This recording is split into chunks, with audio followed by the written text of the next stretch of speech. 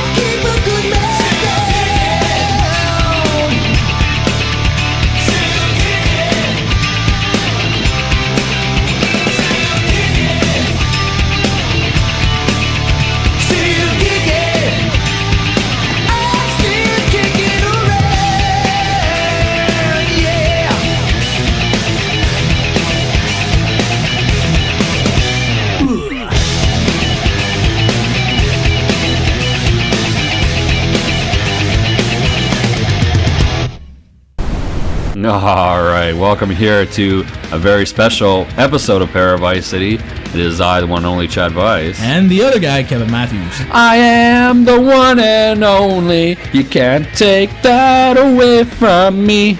Chesney Hawks? Nope, that's not what we're playing today. That's a great song. It is. Yeah. Don't get me wrong, just not what we're playing. I'm excited to do this because we've been a few weeks without brand new episodes of ParaVice City, and what a way to kick it off. I guess we just want to make it up. We just want to make up to the people who have missed out on us. 2 weeks away. Now it's 2 hours. You get 1 hour per week we've missed. Yeah. Man, I've been waiting for a long damn time to feature this record. We haven't done an album spotlight for a long time. I've been waiting for a long time to introduce this record to you and all the people out there. And a double album, too. Yeah, of course, double album. But my focus on this one, if I'm being honest, is the Ted Poley version. Of course, we're talking about Danger Danger, the album Cockroach, which released in 1993. It was not. We'll get there, of course, what I'm talking about. But it originally was the follow-up to the 1991 record, Screw It, with Ted Poley.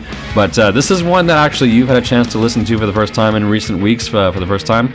What did you think about it? Well, I still haven't had the chance to listen to both.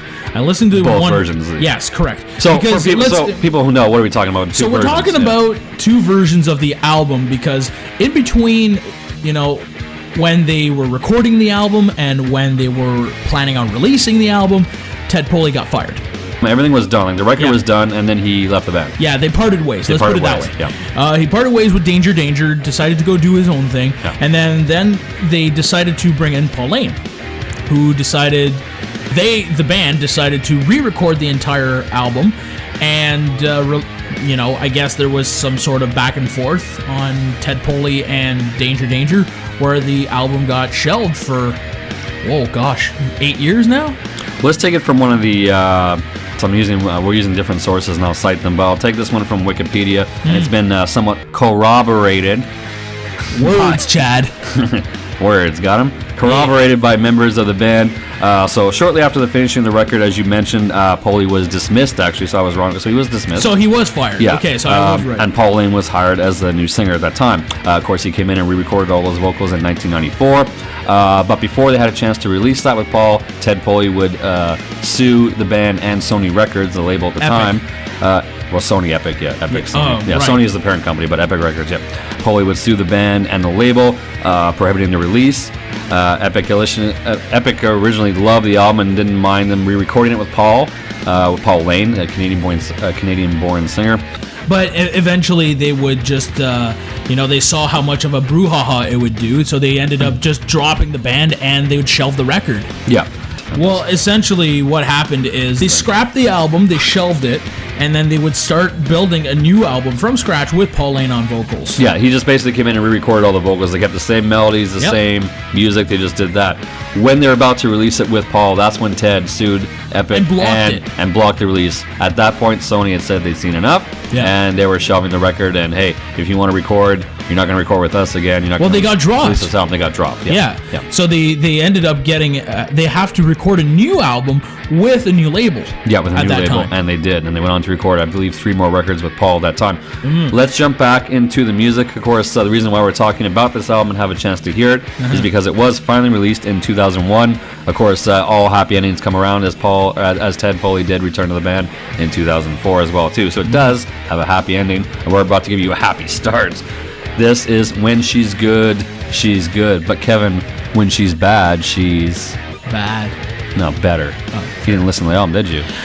I mean, it's been a while, so cut me some slack. But it's a great album. Cockroach, your nickname in high school. Danger record. My favorite Danger record here is When She's Good, She's Good, here on ParaVice City with me, Chad Vice. And Kevin Matthews.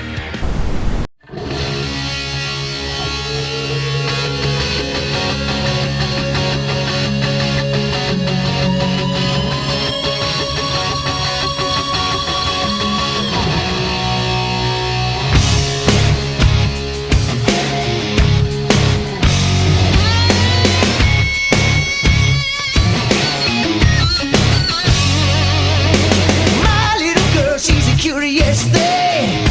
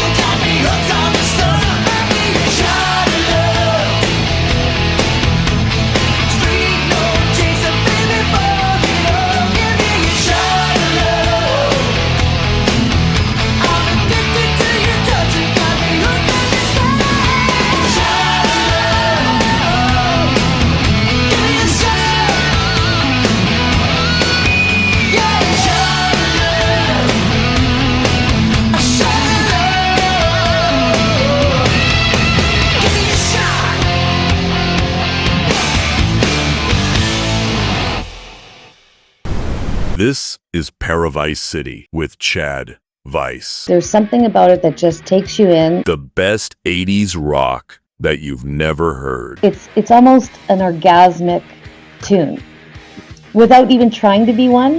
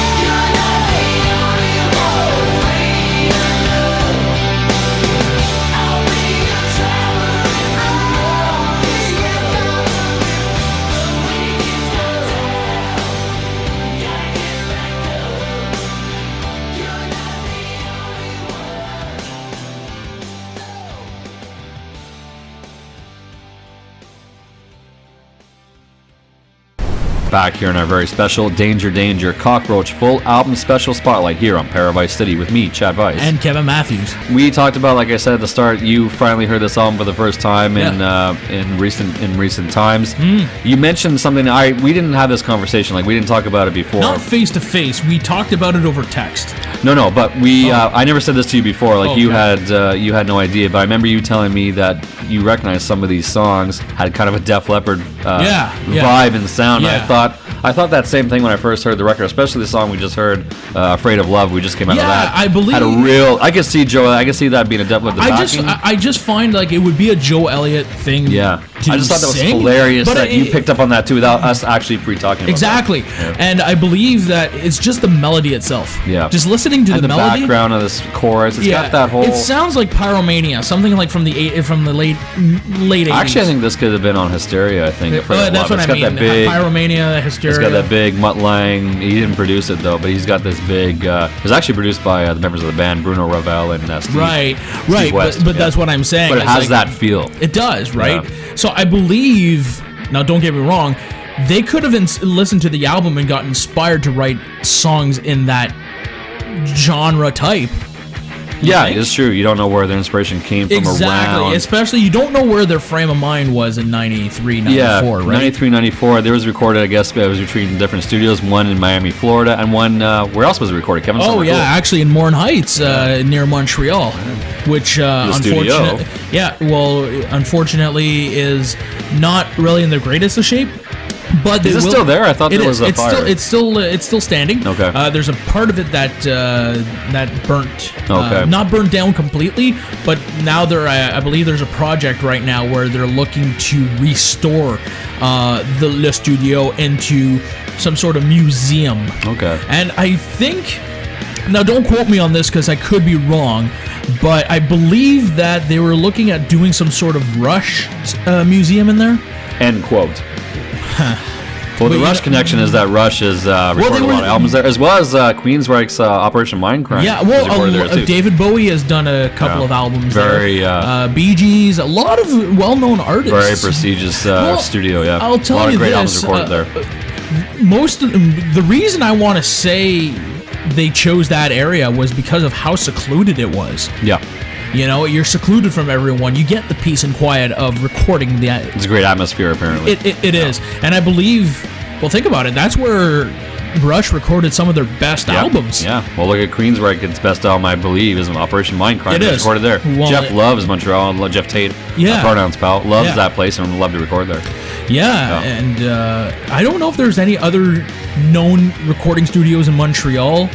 But I wouldn't be surprised if Jeff went back and recorded in Montreal after the fact. I believe he has. He always fell in love. I believe he had a property at one point in Montreal as well, too. I wouldn't be surprised. I know a lot of people do. Don't be surprised. This record is also notable for being guitarist Andy Timmons' last record, as well as keyboardist Casey Smith departed the band after this as well, too. So a lot of changes member-wise for this band.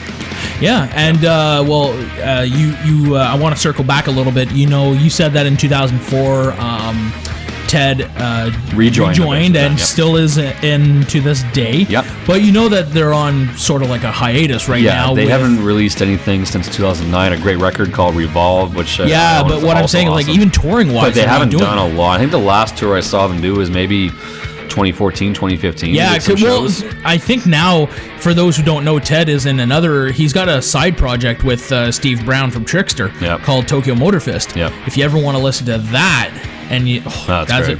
Now think about it. You got the guitarist of Trickster playing with the lead vocalist of Danger Danger. It's got a real, if you're looking for that classic late 80s hard rock, big melodic sound. Yeah, Tokyo well, we did play some of the... We played their tracks before here on episodes, and we will again. Oh, yeah. It's definitely a band you should go out of your way and listen to. Yeah, for sure. Kevin, personally, my love for you is always on the tip of my tongue. Let's jump into our next song here. Tip of my tongue. We're going in chronological order, of course, the Ted Poley version of the record. We will, of course, play some Paul Laine versions of these songs as well, too. A little later. But some of a little later down the line. So get ready for that. But let's jump into 3 more sets of songs here. Did you have before we get into that, did you have a favorite from the record, from the Ted Poley version? Oh, Man, song. You know what? The opening track, the bass line is incredible. Still kicking. Yeah. Very cool. But you know, That's Bruno heavy, Ravel. Yeah, it's a Bruno Ravel. pretty heavy bass line, I find, and it's great. It's great. I love. You know, I find either a drum intro or a heavy bass line sets the tone to a song. Yeah, for sure. I'm glad I turned you on to this like I turned you on to other things. Let's jump into Tip of My Tongue here on our special Danger Danger Cockroach Spotlight album. Not cockroaches around your fridge at home, Kevin. Clean your house. That's what I'm talking sorry. about. ParaVice City with me, Chad Vice. And Kevin Matthews.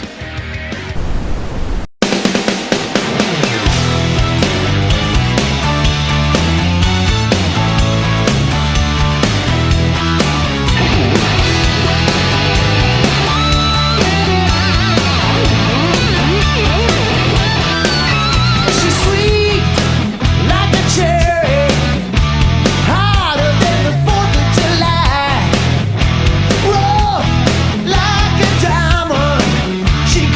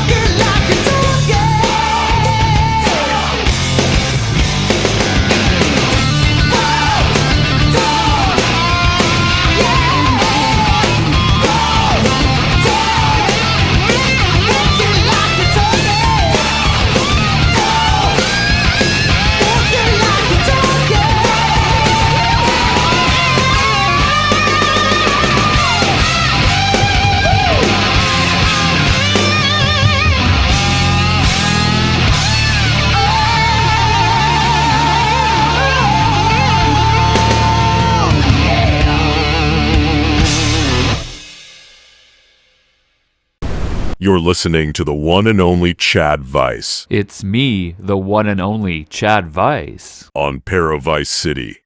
He plays the songs that other radio stations are afraid to play. Join him in the fight against boring and repetitive music. If you are listening to this, you are the Resistance.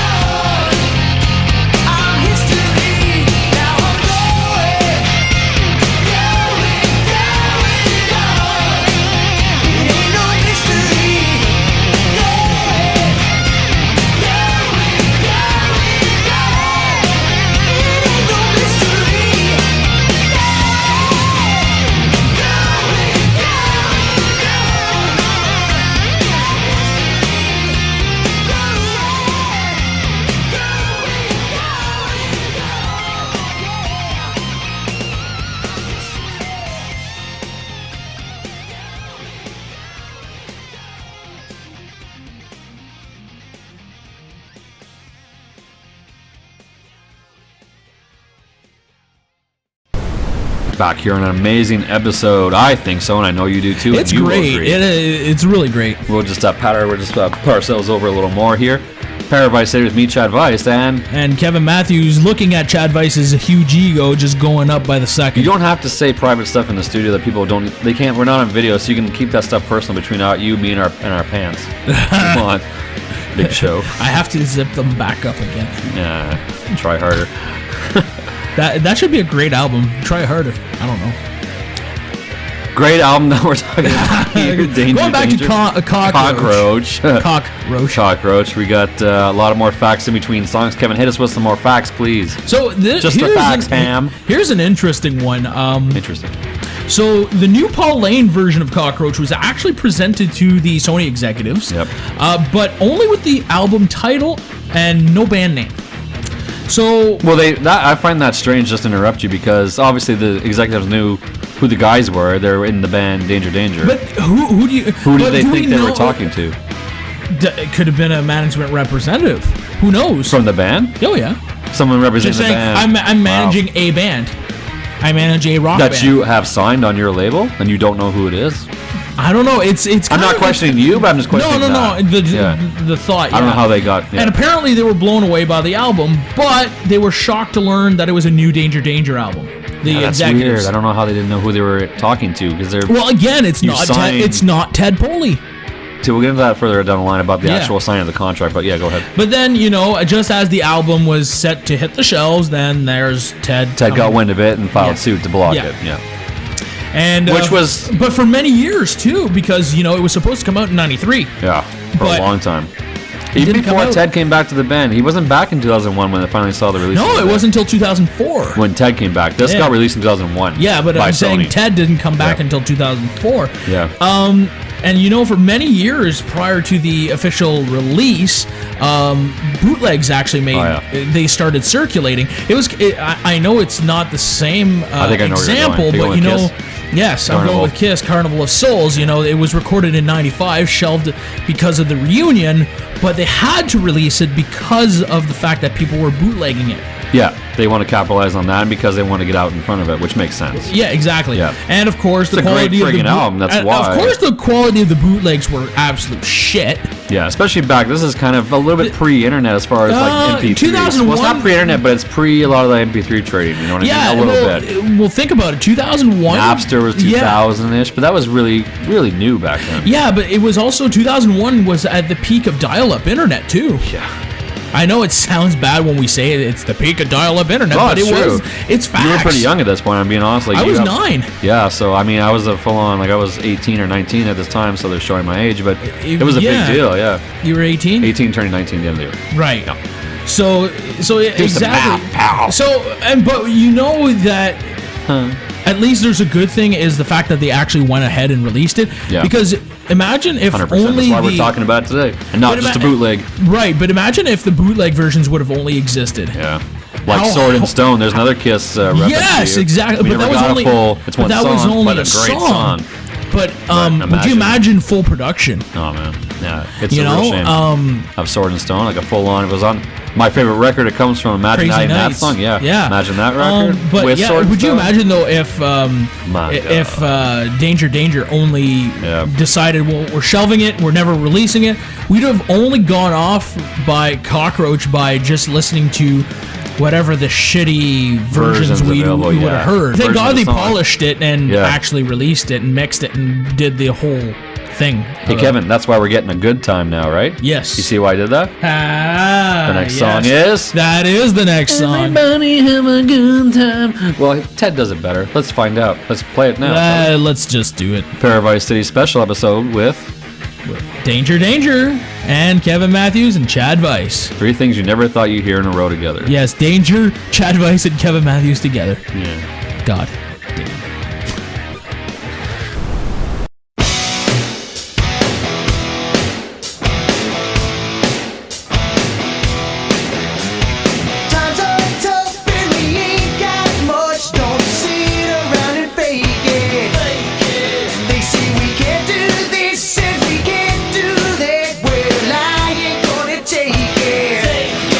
I'm not giving, I ain't giving up. Nobody tells me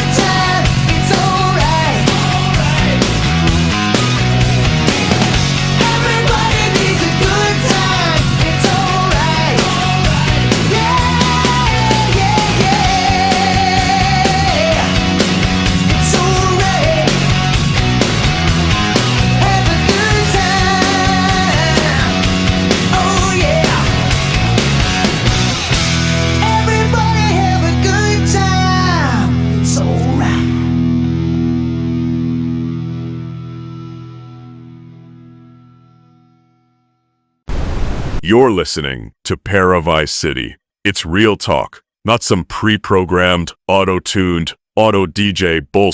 That was Def Leppard. Now here's Motley Crue. It's 75 degrees outside and traffic is bumper to bumper. It's ParaVice City with Chad Vice.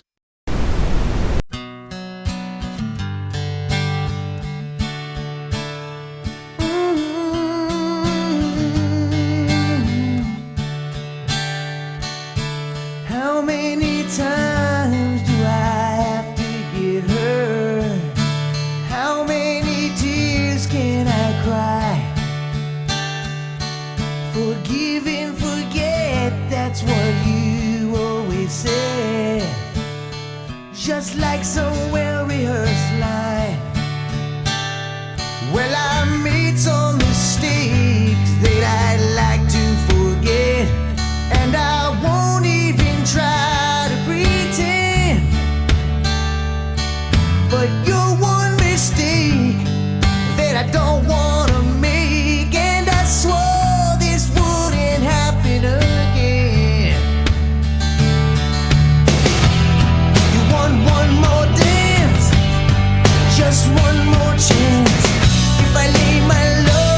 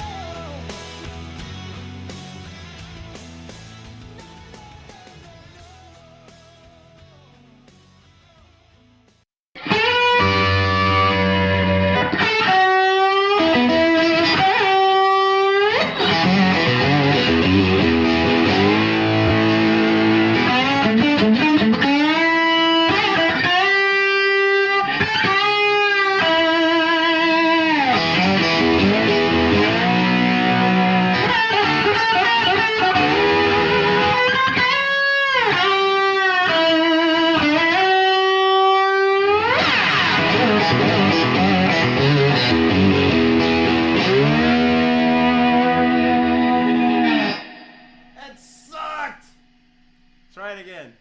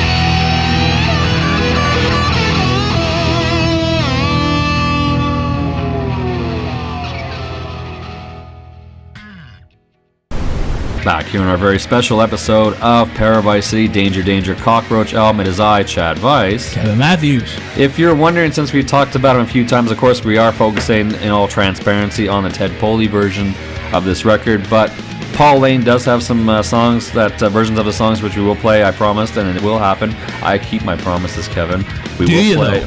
Oh, yeah. Checks in the mail, baby. Oh. Yeah, well, for what you don't know. You might want to know how they actually met Paul, or how long they've known Paul. Paul, Canadian-born singer, which never really came on a radar before, or really since then. How he came around. He basically came in, flew under the radar, and left. Yeah, he was a really, from what I can tell, was an unknown singer at that time. They had met him on tour back in 1990 when they did a tour as well. And they kind of hit off a friendship with him and realized, and they kept him in their back pocket, what a great singer and talent he was. So I don't believe they auditioned anyone else when Ted was dismissed, as we clarified. I believe Paul was the one and only choice to come into the band. In full transparency, though, as well, too, I wanted to make this a special. I mean, it's a special show. We have a lot of good music, and we're doing a deep dive on this record. Yeah. I had the guts to actually try to make it just a little bit more cherry on the top. I did actually reach out personally to the one and only Ted Poley. Yeah. And I did have some dialogue with him. Okay. And I did have an opportunity that was going to work out maybe between the two of us to actually have him come on the show at some point here and talk to us about just, really focus on this era of the band, okay? Why did you leave? What happened to the lawsuit? As much as he was able to talk about, obviously. Legally, and whatever he personally felt comfortable to do. Of course. I told him ahead of time, I had this dialogue with him. I was upfront and very transparent, and I told him exactly what I wanted him to come on and talk about. It was going to be focused on this era. Can we get into it? That kind of thing. He did say yes, but he was going through some, I'm just going to say, personal issues at that time. Right. And he did say that he was not really available to talk at that moment. Since then, we've had a little bit more communication. He's not, let's just say at this time, he's not willing to come on and do a recorded conversation specifically about this period right now. So, will happen in the future. If it does, we're going to bring it to you as a special standalone episode. So the door's not closed, but just still proud to say I had some dialogue with the man himself, and he, he was open to it, but we just have to kind of get our stars aligned. Yeah, and you know what? My best wishes to him right now. Yep. Whatever he's going through, I hope everything works out. Yeah. And that you can get back out and do what you do, and do what you love. Do some work. Do something new with Danger, Danger, or Tokyo Motorfist, as we talked about too. And it could also be, and I'm just purely speculating at this point, it could also be that because of this COVID, it's taking a toll on a lot of artists mentally, like you said. Yep.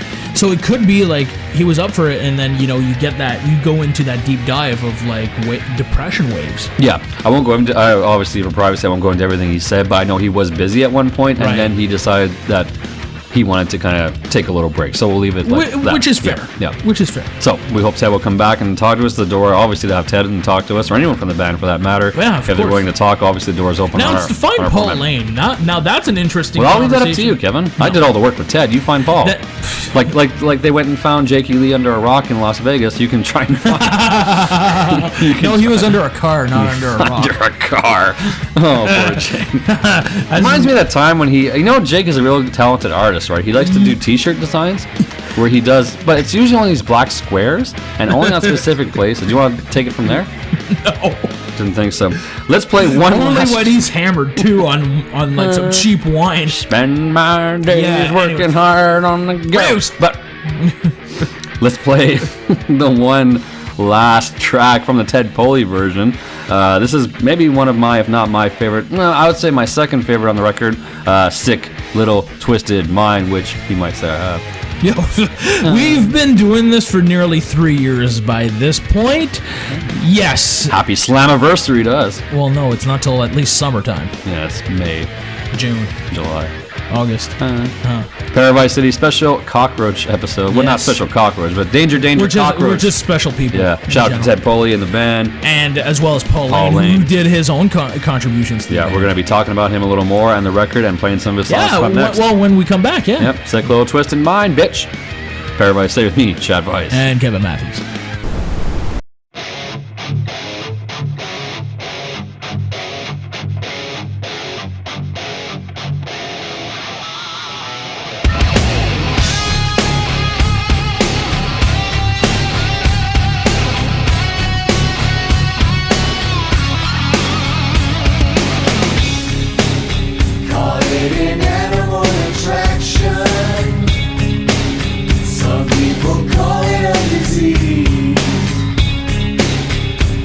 psychological reaction that slowly brings you to your knees. You're not the first one, not even close to the last. Oh no, it's something in me, something in you that keeps on bringing us back. You got a sick little twisted mind, and you make no apologies.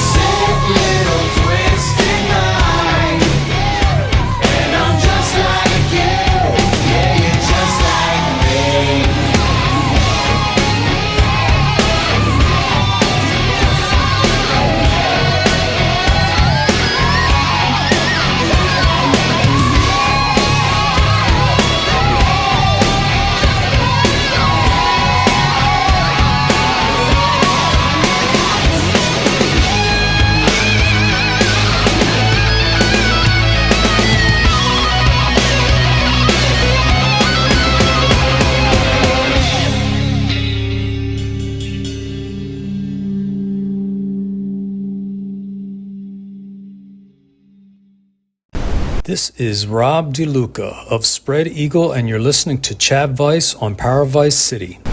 We're back here on ParaVice City with me, Chad Vice. And Kevin Matthews. Our Danger special. We've completed all 11 tracks of the Ted Poley version of the record, which is actually disc 2, which is hilarious. Yeah, well, this is what I actually mentioned to you. Back in the band. I mentioned that not to you. In the back, only in the put. Would you stop? I mentioned that to you. Would you stop? I mentioned that to you before we hit the air. Yeah, it's crazy. It was on Spotify. Yes, tell me the story, please. It says Cockroach Volume 1, and that's the Paul Laine version, and Volume 2 is Ted's version. And is it different? And it also... It also has a different version, color. Yeah, color. It's like a negative image of the original cover. It is. I think that's what it. I think that was the intention. Like it has like the brown cover for like the alternate image of it. Yeah. The brown cover is the original, I do believe. Yeah, and then the bluish color is the alternate version. I want to say. Yeah.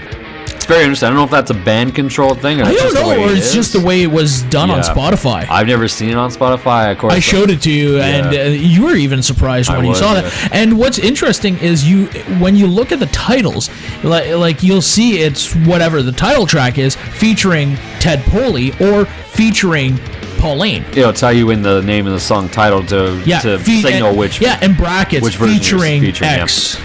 I like. I'm a physical guy. I like the physical copies and having physical graffiti. Physical graffiti in my great album. Yes, in my hands. I love it in my hands. I have the actual 2 CDs, and I love it.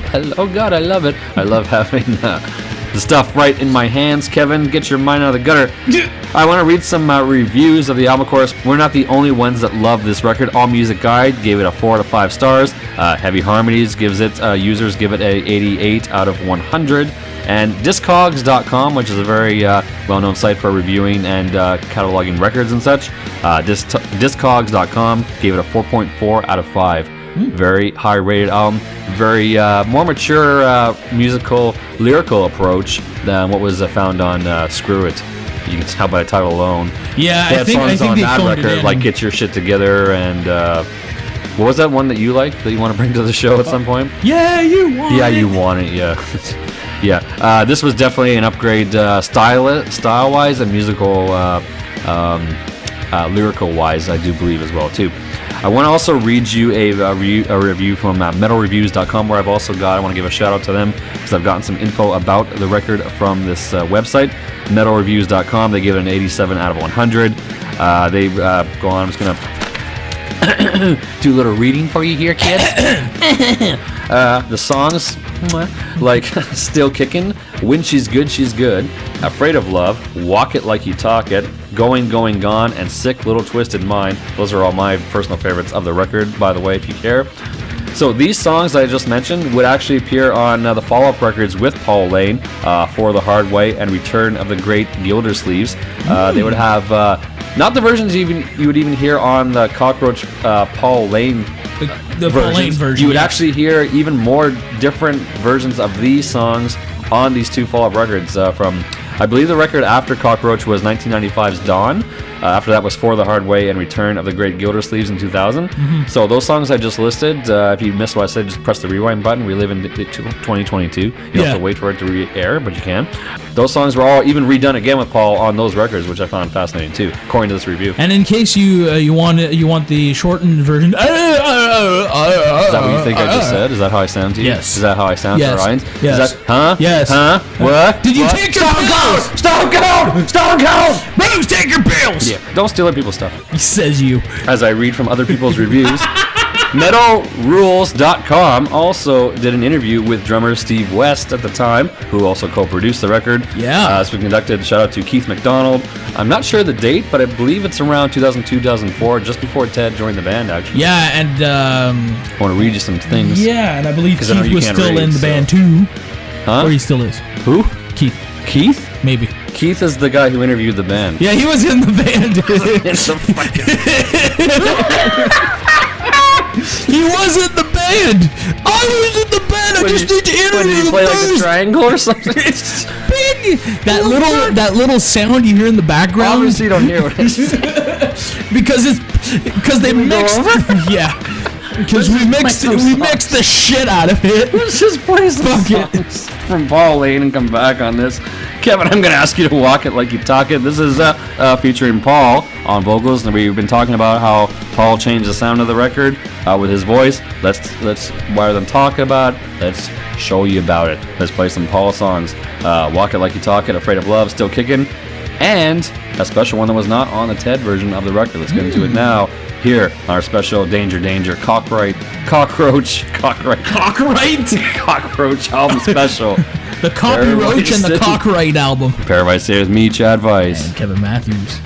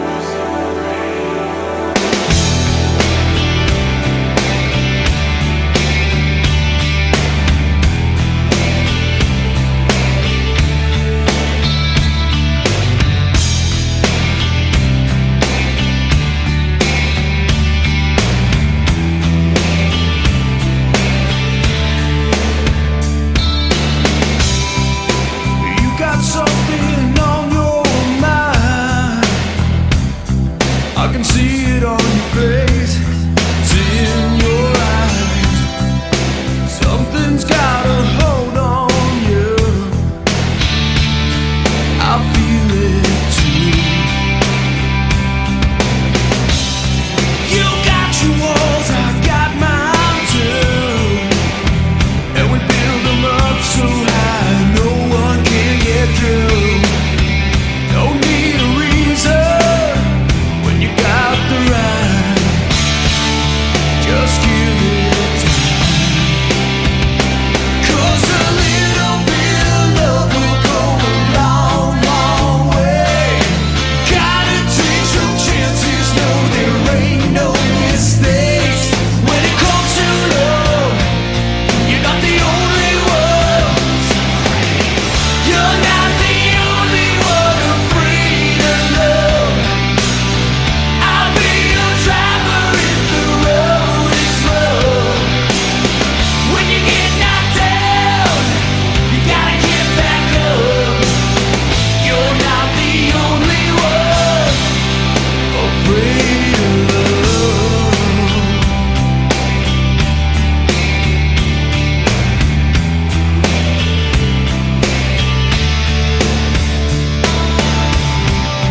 I give you all the love I have, but you just take it like a bullet in the back. Why do you have to be so hard on yourself? Don't you think it's time you trust someone else? 'Cause a little bit of love can go a long, long way. In matters of the heart, it's just a question of faith. When it comes to love, you're not the only one. You're not the only one afraid of love. I'll be your driver if the road is rough. When you get knocked down, you gotta get back up. You're not the only one afraid of love.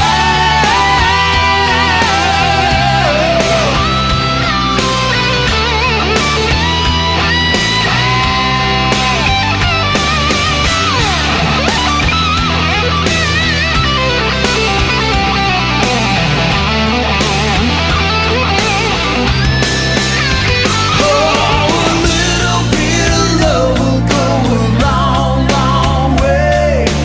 Gotta take some chances, no there ain't no mistakes. When it comes to love, you're not the only one. You're not the only one afraid of love. I'll be your driver if the road is rough. When you get knocked down, you gotta get back up. You're not the only one afraid of love.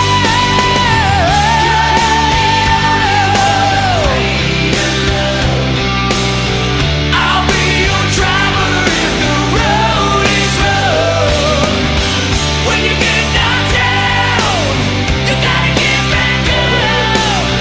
You're not the only one.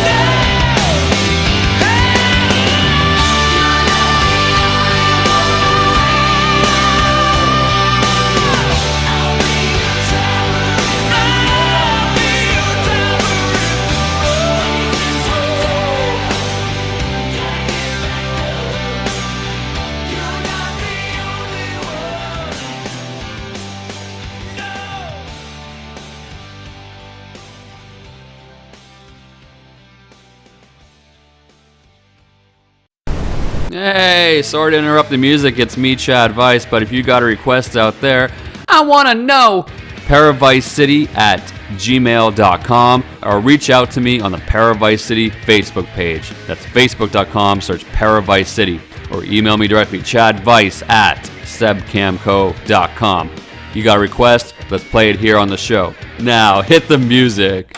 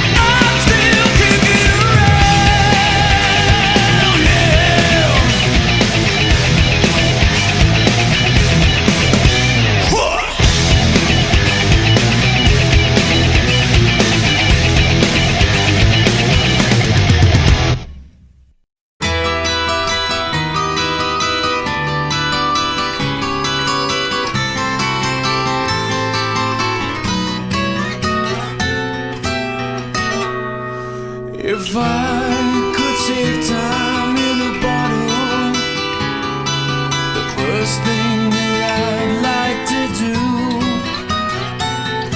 is to save every day till eternity passes away, just to spend them with you.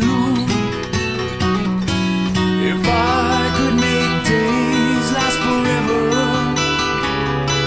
if words could make wishes come true, I'd save every day like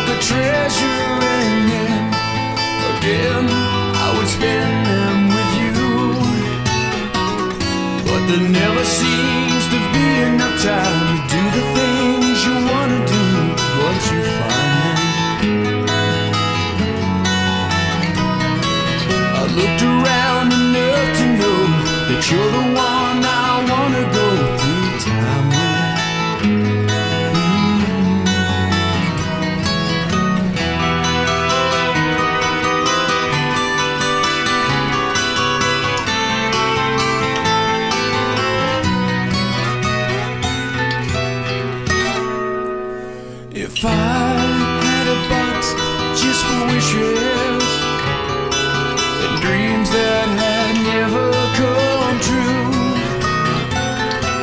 the box would be empty except for the memory of how they were answered by you. But there never seems to be enough time to do the things you want to do once you find them. I looked around enough to know that you're the one I want to go through time with. No, there never seems to be enough time to do the things you want to do once you find them.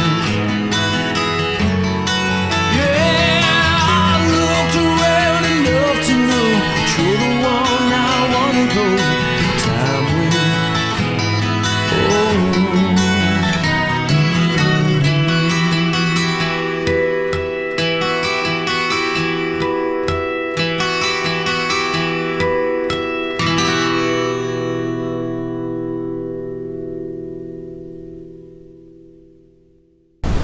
Back here again on ParaVice City with me, Chad Weiss. Kevin Matthews. We gave you a good chunk of it. 4 songs in a row from the Paul Laine version of the record. 4 songs done in vocals with Paul Laine on it. You can kind of hear the music is the same, as you can tell, the same beat, the same tone, the same. It's literally just delete voice and just re-record. I believe same vocals too on this one, like the exact same lyrics. Same lyrics, I should say. Yeah, I don't think it was like released as a demo version versus final he didn't make any version. changes. He literally came in and re-sang literally what was there, which I do believe. I'm not sure if Ted. I don't think Ted did any writing on the record, so I'm not sure they're his lyrics. But he literally sang what was there. Now, if there were no lyrics, then why? Ted didn't write the lyrics. But that's what I mean. Like, if there were no lyrics, like from Ted, why did he try to stop the record? Well, he didn't write on it, but he sang on it, so he has performance rights. Because it's his voice. Yeah, but they could have released it. He wasn't in the band. They could have released. Yeah, but they could have still given him his, his share. You know what I mean? I see what you're getting at. Yeah, because if he didn't write with the band and he wasn't actually going to be featured on the record, why the Sony, the parent company that was named in the suit, just had enough of the bullshit. Let's be honest, and they just didn't want to deal with it. The band was dropped at that point. It was like thanks, but no thanks, guys. Good luck, basically. Yeah, and I'm looking here. He has no writing credit whatsoever. No, I think it was only done by Steve West and Bruno Ravel, the drummer and bassist, respectively. Yeah. Let me, before we get into a couple more songs here, as we wind our way through this awesome show. As we start to wind down here. As I mentioned before, Keith McDonald, who, if you're keeping score at home, is not in the band, but actually interviewed the band. Would you imagine just some guy in a band? I'm Keith McDonald. That sounds like the most generic band guy name ever. Would go on a band. It sounds like he belongs in, like, I don't know, Men Without Hats or something. No, but do you know what I imagine him as? JJ French near the end of Twisted Sister, where he literally looked like a guy in a golf shirt and jeans and like Dr. Scholl's running shoes with his glasses, coming on stage with a guitar. You wish you could afford Dr. Scholl's. Well, I mean, they're cheaper now. Right. Let me read this interview. Just a few key points about the record from Keith McDonald. Shout out to him. Sorry, Keith. I thought you were in the band for some reason. Yeah, that's okay. I'm sure you don't mind. I'm sure he would love to get the money. This is before Ted returned to the band. Not an exact year, but I think between 2002 and 2004, this interview was conducted with Steve West. Of course, Keith would ask, why did you guys decide to release the album with 2 different singers? And I'm just going to read as follows here. Basically, just for the fans, they wanted to hear both versions of the record, and so we said, why not? Let's just put it out there. There have been bootlegs of the record out there for so many years. They wanted to have actually an official release, have an opportunity for people to hear both. Keith would then ask, why were there 2 versions to begin with in the first place? Of course, Steve would say, after we'd finished Cockroach the first time with Ted, we just had a big falling out, and nobody was getting along at that point. It just wasn't happening anymore, and we went our separate ways. Fortunately, Sony, which is the parent company of the record label, said they were still behind us and to go ahead and get another singer. They called up Paul Laine and asked him to do the record. He flew out and did the record in a few days. They love what he did with the record, and they've been with him at this point, at that time, since 1993. The interviewer then asked, why was the album shelved at that point? Couldn't have Sony have just released it back in 93 anyway? Steve goes on to say that Ted had sued us and Sony, us being the band, forcing them not to release the album with a new singer. The easiest thing for Sony to do was to just not release the record, which we just kind of covered a little bit as we got into this. In the contract, they had every right to and won the lawsuit. The contract, here's where we got to earlier in the show. The contract at Danger, and this is kind of peeking behind the curtain for bands and how record labels and management works. The contract when Danger formed was signed with Danger, not one specific member. So it wasn't like Ted Poley and Danger. Case in point, I just want to say this before you go there.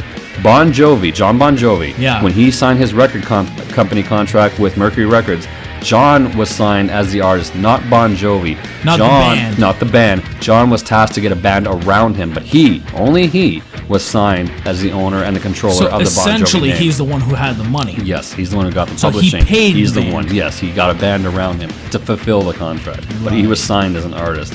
This case, Danger. So technically, he was a solo artist, if you want to think about it. Kind of, yeah. He's the one guy. Even Richie, as a big hand as he had in the band, it's John's thing. Yeah. Would you imagine though? Like, I know we're going off track. Let me just finish. Go ahead. There's only one more song. So basically, the contract was signed just for Danger.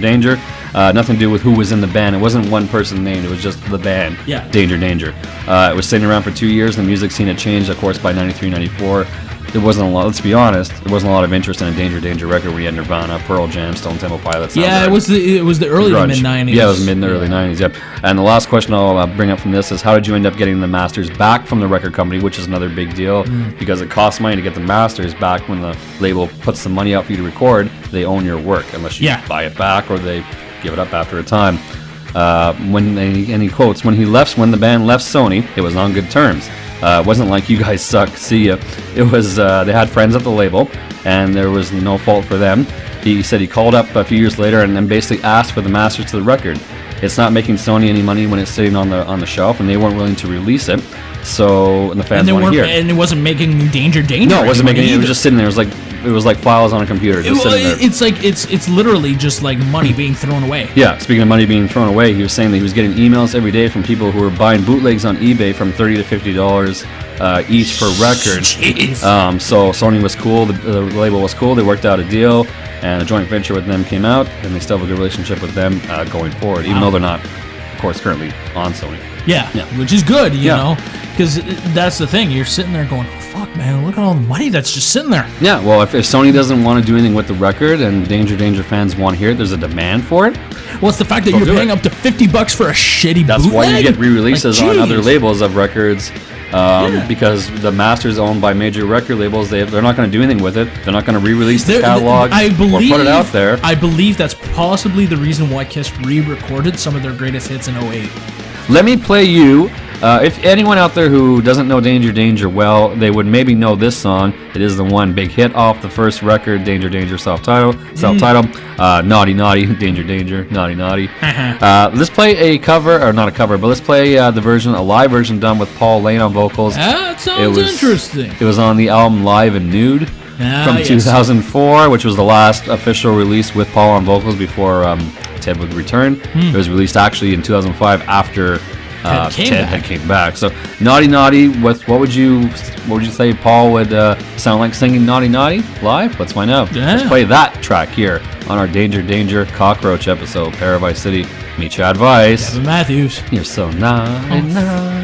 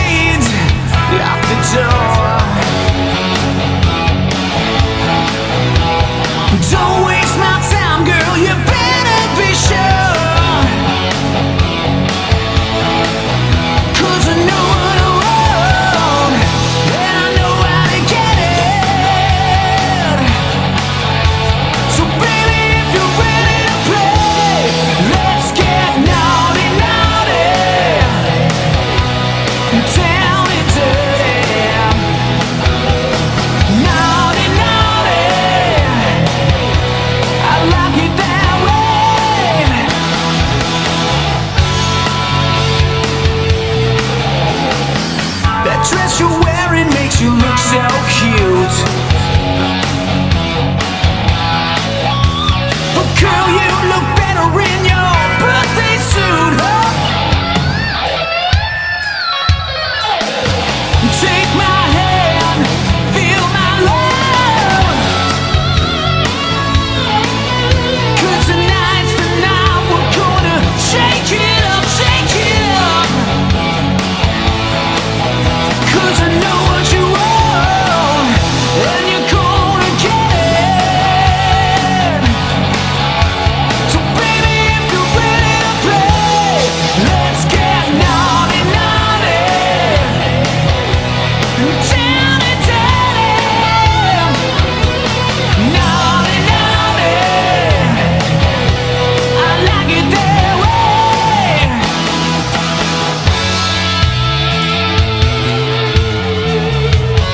Oh, come on.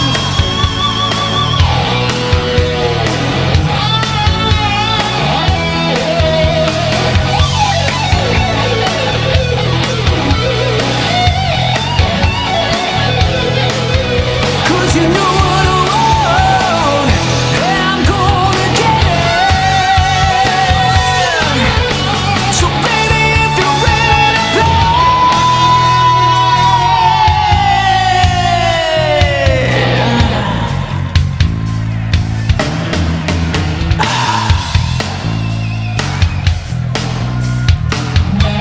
All right, fellas, just bring it down a little bit.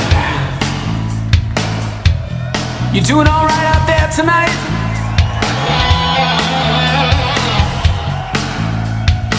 Now comes a time where I'd like to introduce to you the members of Danger Danger.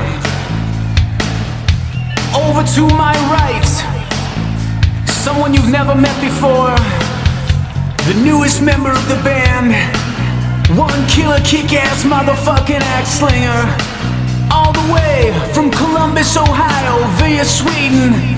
Ladies and gentlemen, will you please give a warm welcome to Mr. Ralph Marcello on guitar.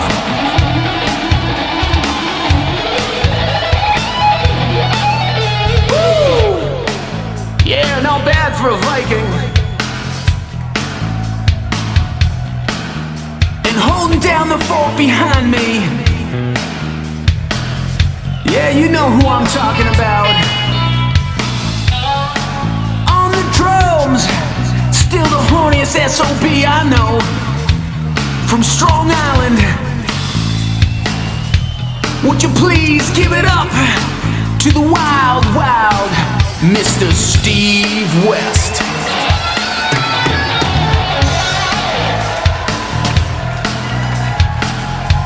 And over to my left, bringing the thunder, a man who needs no introduction, one of the founding members of Danger Danger, the man who keeps the rock and roll train rolling.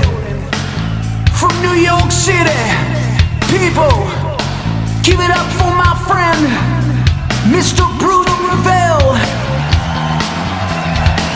Thank you! And last but not least, the master of ceremonies. Yeah, this guy traveled over 7,000 miles just to kick your ass tonight. You know him, you love him, you can't live without him. All the way from Vancouver, BC, let's hear from Mr. Paul Laine. Woo! All right, everybody, you ready to help me out? Sing it with me, here we go. Let's get naughty, naughty, come on. All right, let's get naughty, naughty. Yeah, just a little bit louder, come on. Let's get naughty, naughty. One more time, naughty, naughty. Hey!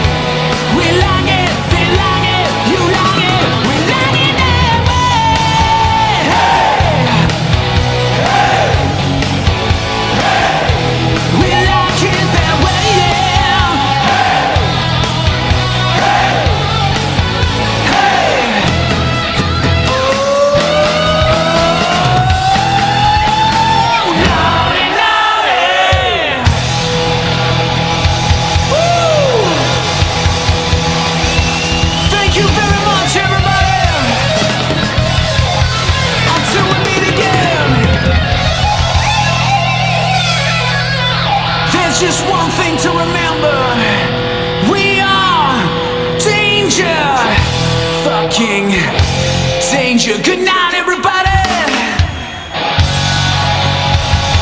Oh yeah.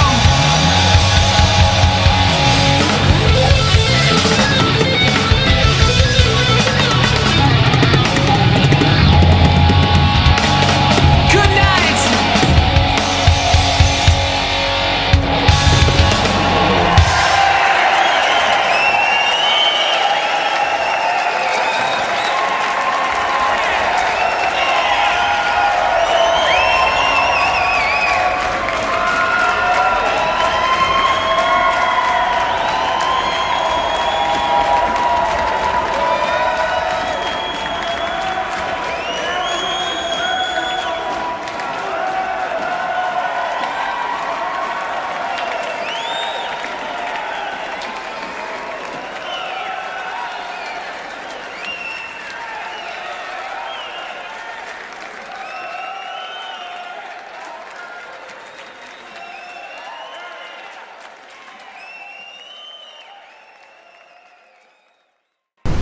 All right, we're back here on ParaVice City with me, Chad Weiss. And Kevin Matthews. We're almost at the conclusion of this great 2-hour episode. A great record. I hope you've enjoyed the journey with us, enjoyed the ride sonically. Of course, the great music. And our shitty karaoke.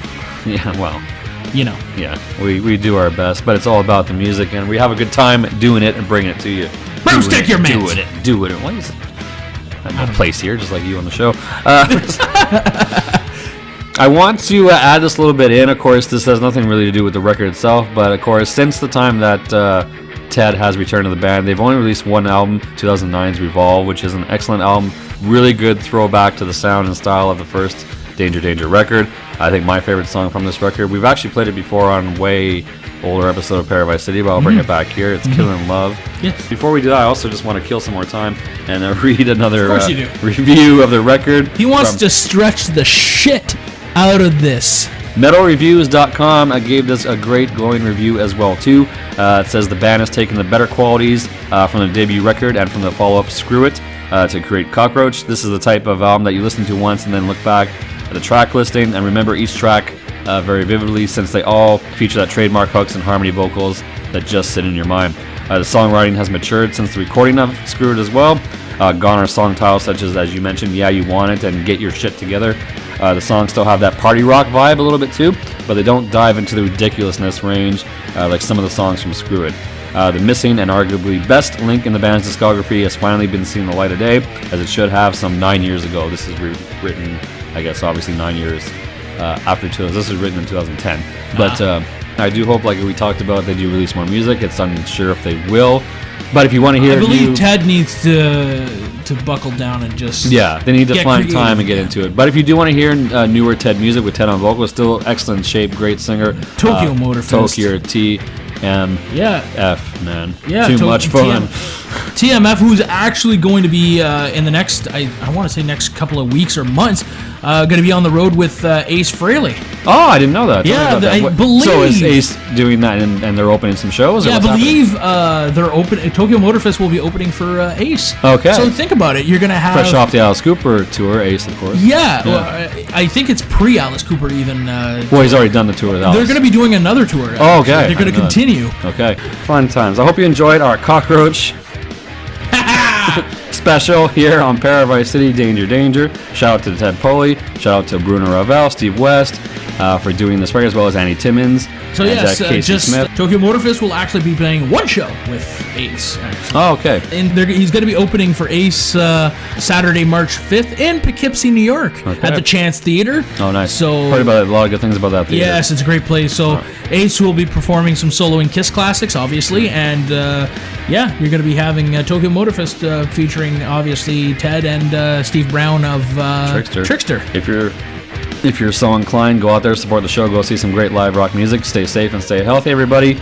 We'll see you next week for just 1 hour, but it's still going to be a good power. We're going to go back to a regular scheduled programming next week, kids. Hope you enjoyed this, Kevin. I hope you did too. You got to learn about a new record, Kevin. Absolutely. Like it. I know. I love it. Let's do it again soon. Good night, kids, and keep on rocking.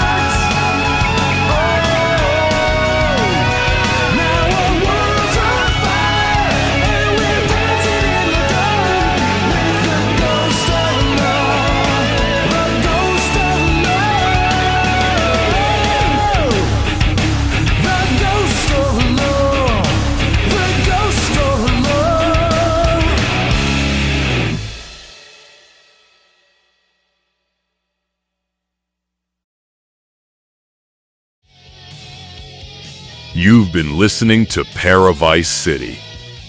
Crank up that 80s rock as you roll on down the highway.